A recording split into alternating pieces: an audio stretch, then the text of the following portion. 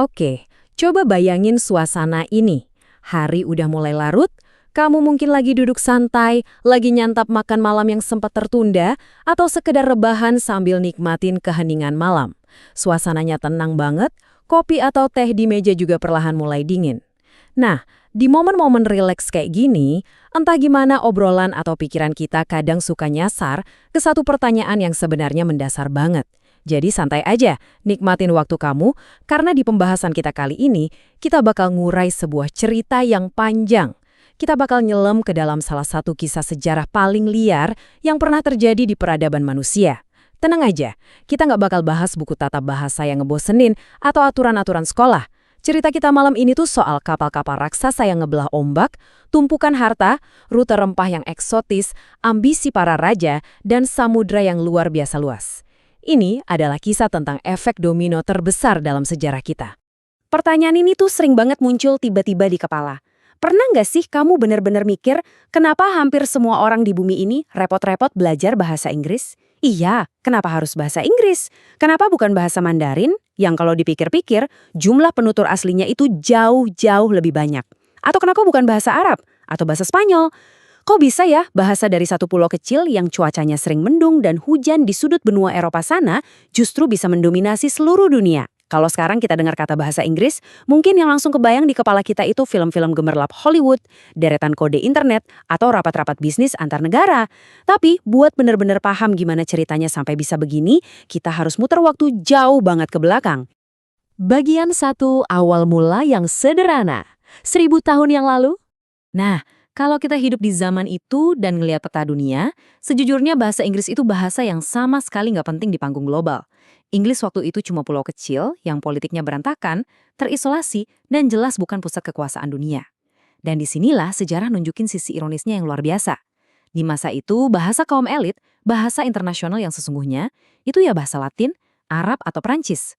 Bahasa Inggris, wah boro-boro dianggap elegan, malahan untuk waktu yang lumayan lama, para bangsawan di Inggris sendiri lebih milih ngomong pakai bahasa Prancis. Bayangin aja, Raja-Raja Inggris setelah penaklukan tahun 1066 itu, ngurus kerajaannya pakai bahasa Prancis. Bahasa Inggris saat itu cuma dianggap sebagai bahasa rakyat jelata, bahasanya para petani yang kerja keras di ladang berlumpur. Jadi gimana ceritanya bahasa dari tanah pertanian ini ujung-ujungnya bisa menguasai bumi? Itu bawa kita ke bagian 2, dominasi maritim dan Inggris menguasai samudra. Hal besar pertama yang muter balikin nasib bahasa ini tuh bermula dari air. Kita di zaman modern ini sering banget lupa betapa absolut dan menakutkannya kekuatan sebuah armada kapal di masa lalu. Waktu kekaisaran lain lagi pada sibuk rebutan wilayah lewat perang darat yang bikin capek, Inggris, karena letak geografisnya yang berupa pulau, sadar kalau hidup mati mereka itu bergantung 100% sama laut. Obsesi ini perlahan-lahan ngubah mereka jadi monster maritim yang gak ada tandingannya. Coba dibayangin, di era pelayaran, menguasai laut itu ibaratnya kayak memonopoli jaringan internet di zaman sekarang. Artinya, kamu pegang kendali penuh atas pengiriman barang antar benua, urat nadi logistik militer, rute perdagangan rempah yang nilainya gila-gilaan, dan pastinya seluruh jalur komunikasi dunia. Siapa yang menguasai ombak, dia yang menguasai dompet dunia. Dan Angkatan Laut Inggris mainin catur samudra ini dengan jauh lebih mematikan dari siapapun dalam sejarah. Selanjutnya, kita masuk ke bagian 3. Era kolonialisme dan India, penyebaran sebuah kekaisaran. 1/4. Coba rasapi angka itu sebentar sambil kamu lanjut makan atau nyantai. Di masa puncaknya, Kekaisaran Inggris itu menguasai sekitar 1/4 dari seluruh daratan dan 1/4 dari seluruh populasi manusia yang napas di bumi. Itu skala kekuasaan yang udah di luar nalar sih. Nah, cerita kebangkitan bahasa Inggris ini emang keikat langsung sama era ekspansi kolonial yang brutal dan penuh darah. Ini jelas bukan cerita petualangan pahlawan yang indah. Tapi dari kacamata sejarah murni, mesin raksasa kolonial inilah yang nyebarin sistem dan bahasa Inggris ngelewatin berbagai benua secara bersamaan. Kemanapun bendera Inggris ditancapkan, bahasanya ikut nempel kayak bayangan. Kalau orang lokal mau dapat peluang, pendidikan, atau sekedar bisa bertahan hidup di sistem baru yang dipaksain ke mereka, menguasai bahasa Inggris itu jadi semacam kunci pembuka pintu yang nggak bisa dihindari lagi.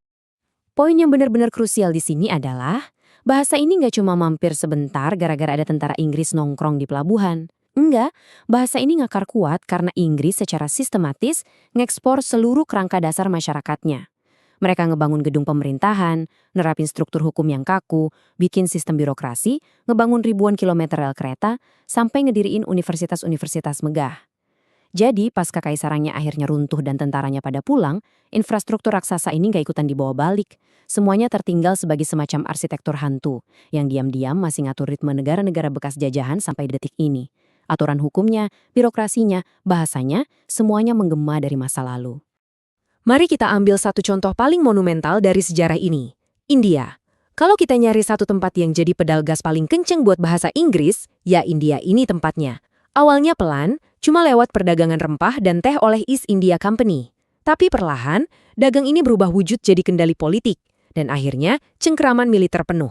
Buat ngejalanin mesin birokrasi di wilayah segede itu, Inggris butuh puluhan ribu orang lokal buat jadi administrator, juru tulis, dan penerjemah. Otomatis, bahasa Inggris langsung jadi tiket emas buat dapat kerjaan bergengsi.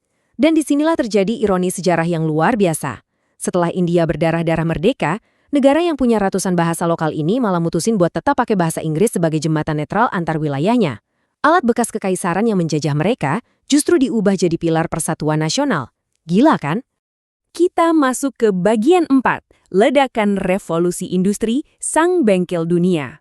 Cerita kita malam ini belum nyentuh puncaknya, karena nggak lama setelah itu datang gelombang raksasa kedua. Inggris lagi-lagi memicu sebuah revolusi. Tapi kali ini senjatanya bukan pedang, melainkan batu bara dan besi uap. Revolusi industri. Asap pabrik ngepul di mana-mana, mesin menderu siang malam. Mereka nggak cuma menguasai rute laut lagi, mereka memonopoli masa depan dengan jadi bengkel peradaban buat seluruh dunia. Dan pada akhirnya kita manusia itu kan makhluk yang sangat pragmatis ya.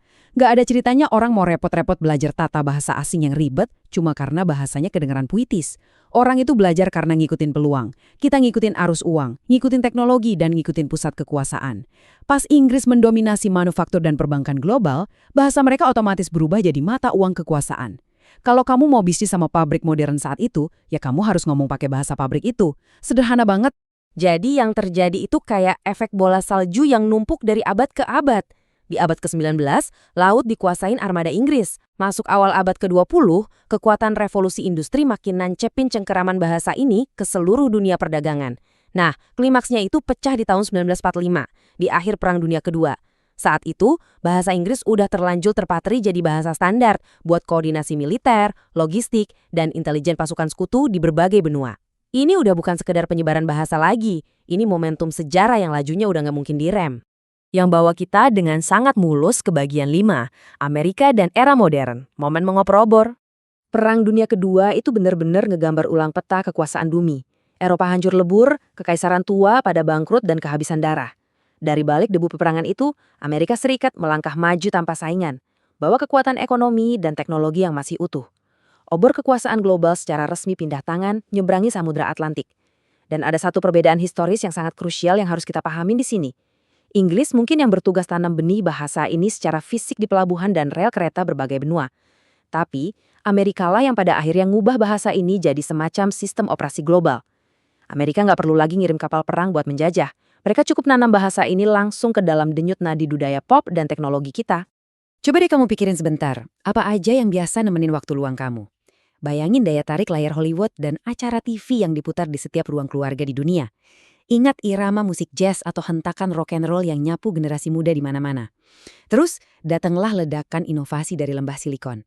Apple, Google, Microsoft, mereka yang mendikte gimana cara seluruh dunia bekerja, mengetik, dan berkomunikasi.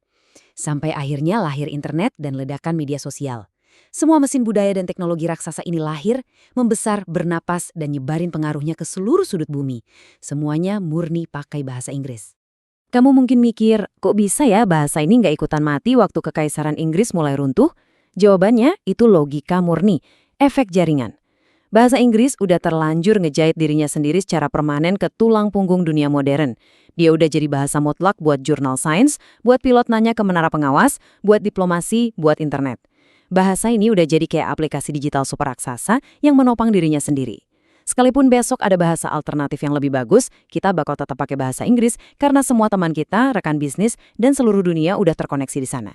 Kamu gak bisa keluar dari jaringan itu tanpa mutusin hubungan sama dunia luar. Dan akhirnya, bagian 6, bahasa milik seluruh dunia. Sebuah remix global. Pastinya, pas kita ngelihat ke belakang, sejarah panjang ini bawa warisan yang kompleks. Buat banyak budaya, bahasa Inggris itu datang bareng luka penaklukan yang kelam. Tapi uniknya, di era modern ini, bahasa yang sama malah menjelma jadi kunci pembuka pintu peluang global. Dan disinilah letak keindahan masa kininya. Negara-negara bekas jajahan itu nggak nelan mentah-mentah bahasa ini dari para elit, mereka malah aktif ngambil alih dan ngebentuk ulang bahasanya biar pas sama lidah mereka sendiri. Dengerin aja keragamannya. Ada pesona melodi khas dari bahasa Inggris ala India, ada ritme dinamis yang asyik banget dari bahasa Inggris Nigeria, sampai efisiensi unik ala Singlish di jalanan Singapura. Tiap wilayah masukin jiwa dan gaya gaul mereka sendiri. Bahasa ini bukan lagi hak milik eksklusif orang London, tapi udah jadi proyek kolaborasi budaya terbesar umat manusia. Kalau kita tarik benang merah dari obrolan panjang kita malam ini, bahasa Inggris itu sebenarnya punya keberuntungan historis yang luar biasa langka dan mungkin gak bakal pernah keulang lagi. Dia sukses nunggangin 2 tsunami peradaban raksasa berturut-turut. Gelombang pertama datang dari meriam kapal dagang, kolonialisme, dan mesin pabrik Inggris. Pas gelombang itu mulai reda, gelombang kedua langsung ngehantam dengan kekuatan eksponensial dari Amerika lewat sinema, sirkuit komputer, dan revolusi internet. Rentatan hoki ganda ini yang bikin bahasa Inggris jadi benteng budaya yang nyaris mustahil ditembus sama bahasa lain manapun hari ini. Dan kesadaran itu bawa kita pada ironi yang paling puitis dari seluruh cerita ini. Sekarang ini, di detik kita ngobrol ini, bahasa Inggris pada dasarnya udah berhenti jadi milik orang Inggris. Ia udah diambil alih, ia dipakai sambil teriak-teriak sama remaja di Jakarta yang lagi main game online, diketik jadi barisan kode sama programmer jenius di Bangalore, dan dinyanyikan dengan asyik sama musisi jalanan di Lagos. Bahasa dari pulau yang dulunya basah dan terisolasi, itu udah bener-bener lepas kendali dari pencipta aslinya, dan berubah sepenuhnya jadi alat milik dunia. Jadi, besok-besok pas kamu lagi nyantai, lagi nyeruput kopi, dan tanpa sadar dengar satu kata bahasa Inggris melintas, entah di pengumuman bandara, dialog film, lirik lagu, atau cuma meme receh di HP kamu, ingatlah perjalanan gila yang amat sangat panjang ini. Kamu tuh bukan cuma dengar susunan alfabet biasa, kamu lagi dengerin gema yang memantul dari meriam angkatan laut berabad-abad lalu, deru mesin pabrik uap pertama, riuhnya jalur perdagangan rempah, sampai kebangkitnya dunia digital kita sekarang. Seluruh sejarah peradaban manusia yang liar itu, secara diam-diam, memadat ke dalam satu kata sederhana yang sering banget kita ucapin dengan santai. Hello. Nah, pertanyaannya sekarang buat kamu. Dengan dunia dan teknologi yang berubah secepat kilat hari ini, kira-kira bahasa apa ya yang bakal mendominasi obrolan malam manusia 1000 tahun dari sekarang?